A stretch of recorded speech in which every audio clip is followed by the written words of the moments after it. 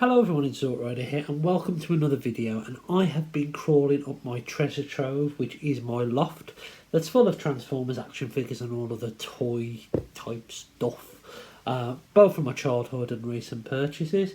And I was made to go up there by my good friend Mr. David Shotton, who has basically, he's been on a bit of a Doom kick lately, and he really wants a Doom action figure. And for those of you who know Dave, you know he's a massive fan of WWF, WWE vintage wrestlers and the retro line and all that kind of stuff.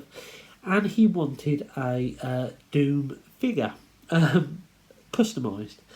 So I've been wandering around in my loft to try and find this guy and this guy. I've started the customisation now. I'm not going to go into it too much. I will do a video on it eventually.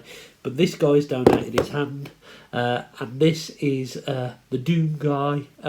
He hasn't been painted up yet, but I've done some sculpting on him and replaced the hand and drilled a hole so he can hold the gun and all that kind of stuff. So yeah, watch out for a video on him. No doubt Dave will do one when he's done. I'm just waiting for paint and some more putty and that to come. But while I was looking around in there, I stumbled across this toy, and this is a leader class Transformer from back in the day, and you can see a part of him sticking in the screen now. I might as well just bring him in. It is leader class Transformers Energon Megatron.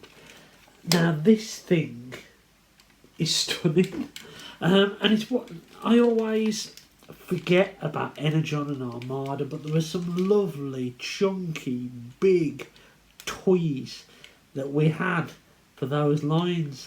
And if we think about the leader classes of today, and I'm not knocking it, by the way, I'm not knocking the new size scale in Transformers, but a leader of today compared to a leader of the past, there's no comparisons with size and the amount of plastic and your value for money that you used to get from them.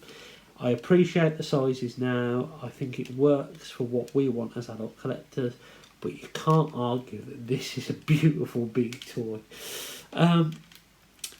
It's dumb. It's really, really dumb, but it's beautiful. Even though the colour scheme doesn't match his Megatron with the greys, blue is a kind of new colour for Megatron, and especially his green as well. But the design, especially on this part here, and on the cannons here, remind me of Generation 1 Galvatron. You can really, really see where some of the design aesthetics come from.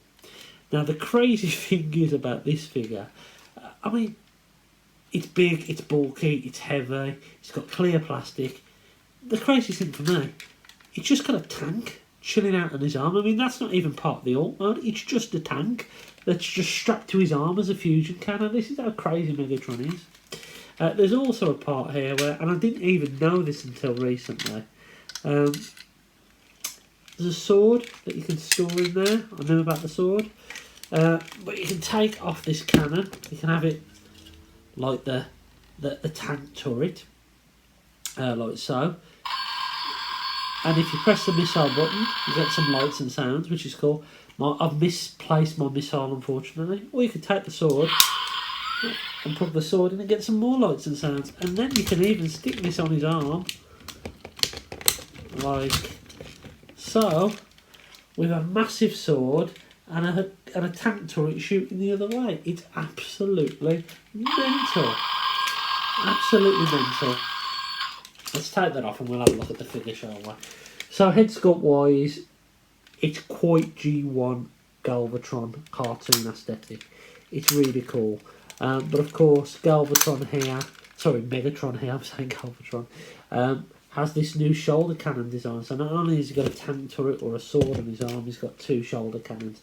Now I believe that this is his standard transformation mode. I believe that's how it's meant to look.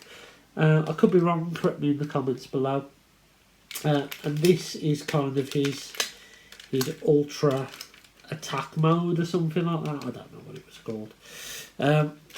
Articulation wise, he's got a bend at the elbow and that's it. His arms can move up and down like so, rotate like that, but there's no swivels or anything like that.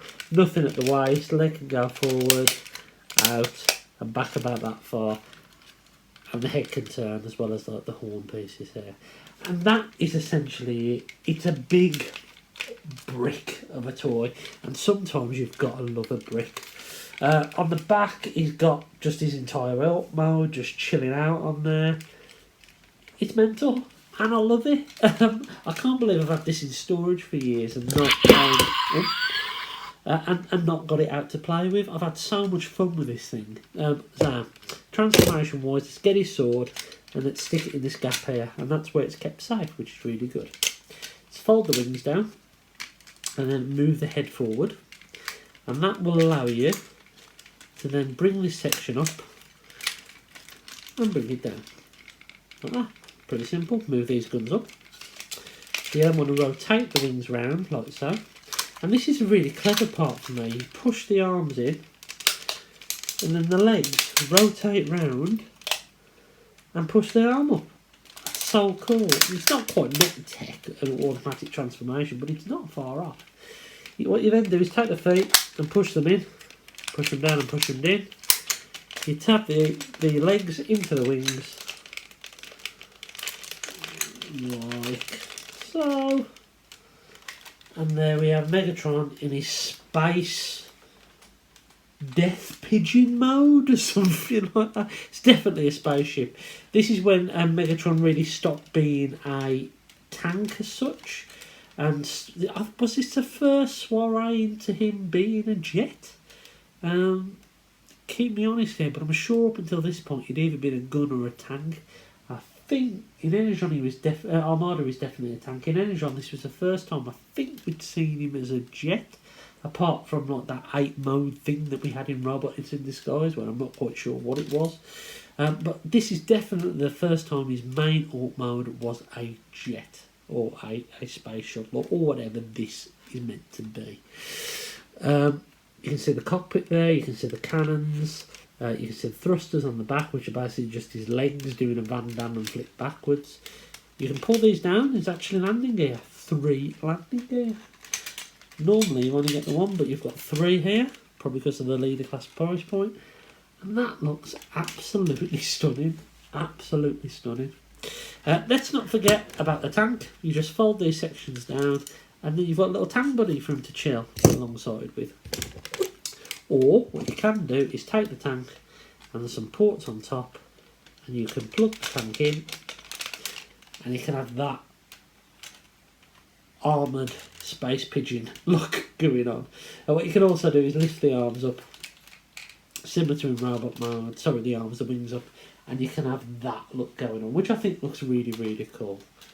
It's crazy, it's nutty, it's a big, massive chunk of plastic that probably took a whole barrel of oil to make, but it's beautiful. It's got clear plastic in there, and it's made me realise how some of the toys in the Energon trilogy actually stand up today for their bonkersness.